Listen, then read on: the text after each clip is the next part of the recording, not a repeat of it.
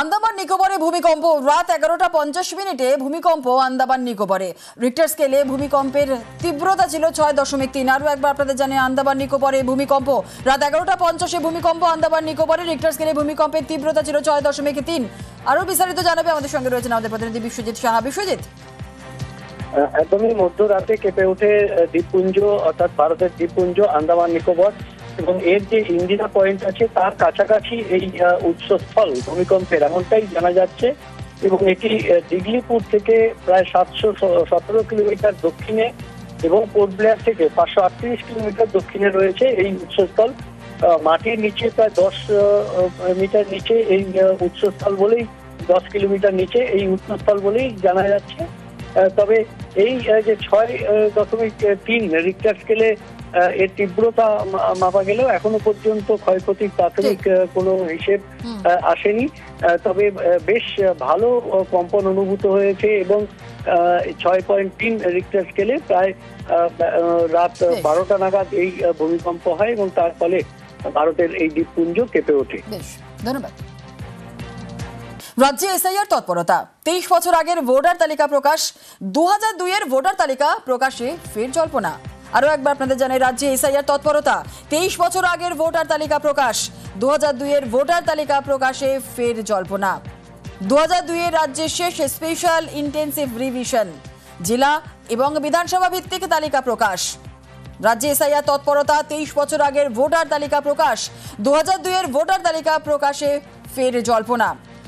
2002 এর রাজ্যে শেষ স্পেশাল ইন্টেন্সিভ রিভিশন, জেলা এবং বিধানসভা ভিত্তিক তালিকা প্রকাশ। সিইওর ওয়েবসাইটে 2002 এর তালিকা প্রকাশ শুরু। এখনো পর্যন্ত 10 জেলার একাধিক বিধানসভা তালিকা প্রকাশ। 4 থেকে 5 দিনের মধ্যেই পুরো প্রক্রিয়া শেষে টার্গেট। বিভিন্ন জেলার ডিওদের থেকে তথ্য তলব।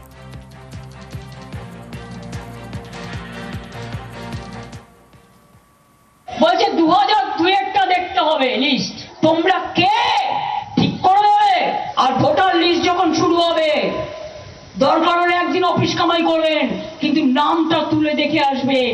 অন্য রাজ্যে বসে এ রাজ্যের ভোটার লিস্টের নাম কাটা হচ্ছে। এটা কি হচ্ছে? ইলেকশন কমিশনে শুধু তো বিজেপি ভর্তি। বিহারের মতো বাংলাতেও হতে পারে এসআইআর। জল্পনার মধ্যেই বোলপুর থেকে সুর চড়ালেন মমতা বন্দ্যোপাধ্যায়, ফের নিশানা করলেন নির্বাচন কমিশনকে। এখানে এনআরসি আমি বেঁচে থাকতে করতে দেব না, এখানে ডিটেনশন ক্যাম্প আমি করতে দেব না। বিরাট গেম প্ল্যান আছে, বাংলায় নাম বাদ দিয়ে দেখুন, ছৌনাচ দেখবেন। এই বছর শেষে বিহারে বিধানসভা নির্বাচন, তার আগে ভোটার তালিকার এসআইআর অর্থাৎ বিশেষ নিবিড় সংশোধন করছে নির্বাচন কমিশন। এই এসআইআর এর ফলে বিহারের ভোটার তালিকা থেকে বাদ যেতে পারে 65 লক্ষেরও বেশি নাম। আগামী বছর পশ্চিমবঙ্গে বিধানসভা নির্বাচন, ভোটের আগে এই রাজ্যেও এসআইআর চালুর জল্পনা, যা জোরালো হয়েছে কমিশনের প্রশিক্ষণে। জেলায় জেলায় বুথ স্তরের আধিকারিক অর্থাৎ বিএলওদের প্রশিক্ষণ দিচ্ছে নির্বাচন কমিশন। এই পরিস্থিতিতে সোমবার বীরভূমের বোলপুরের মঞ্চ থেকে সুর চড়ান মমতা বন্দ্যোপাধ্যায়। বিরাট গেম প্ল্যান আছে, এই যে নির্বাচন কমিশনকে নিয়ে এসছেন তার পায়ে আমি জবা ফুল দিয়ে বলছি আপনি ভালো থাকুন। আপনি গভর্নমেন্টের হয়ে এনআরসির খেলায় নেমেছেন। এটা করছে তো বিজেপির এজেন্সি, ডাবল ইঞ্জিন সরকারের এজেন্সি। বাংলায় নাম বাদ দিয়ে দেখুন, ছৌনাচ দেখবেন, বাজিয়ে দেবো দামামা। ইলেকশন কমিশন নিয়ম করছে, আগের ভোটার লিস্ট হবে না, নতুন করে সব তুলতে হবে। যারা এইসব প্ল্যান করছে তাদের জিজ্ঞেস করুন, তোমাদের আছে তো?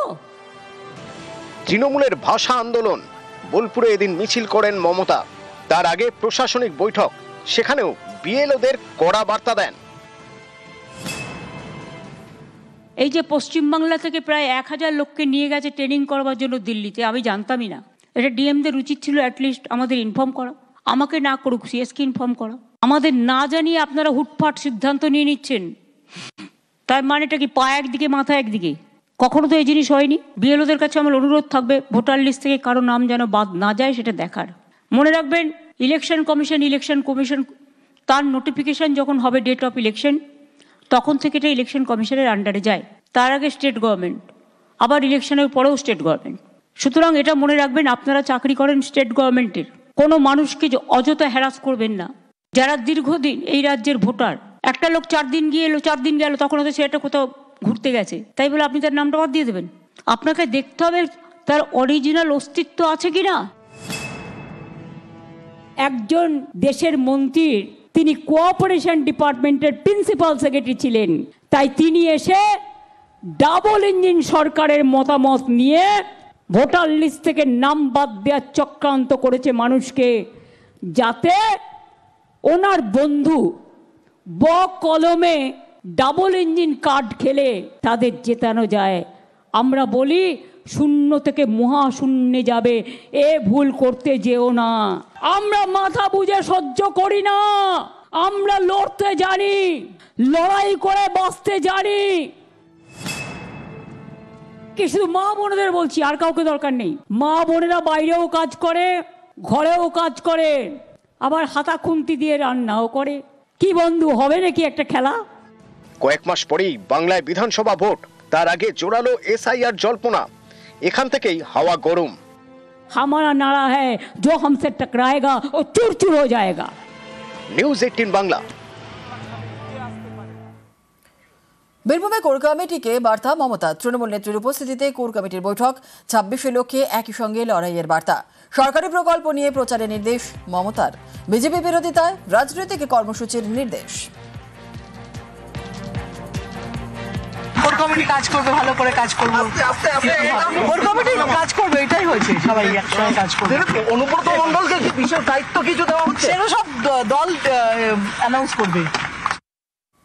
কোর কমিটিতে একটু সাংগঠনিক আলোচনা বললে মমতা। অনুব্রত মণ্ডল নিয়ে নতুন কোনো কিছু আলোচনা হলো?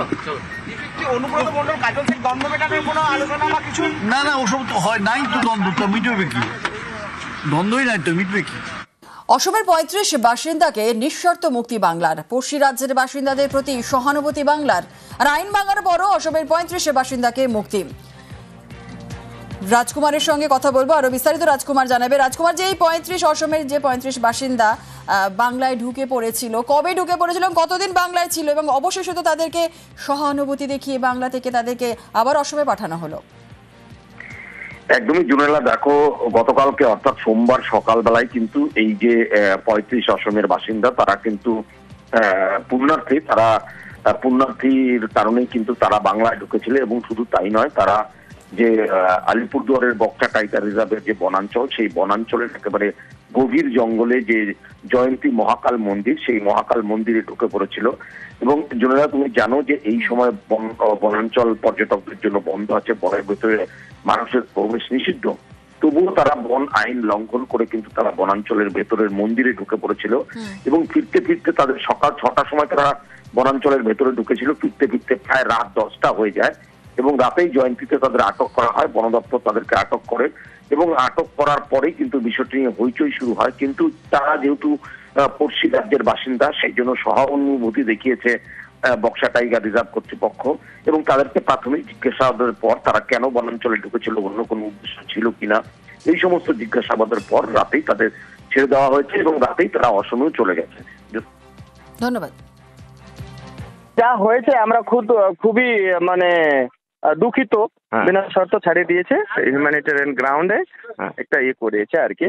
আমি আমাদের বন দপ্তর থেকে ক্ষমা চেয়েছি, মন্ত্রী ফোন করেছে তো আমাকে এখনো, তাই ভুল হলো, আমরা ডিপার্টমেন্টের পক্ষ থেকে এটা ক্ষমা চেয়ে নিয়েছি।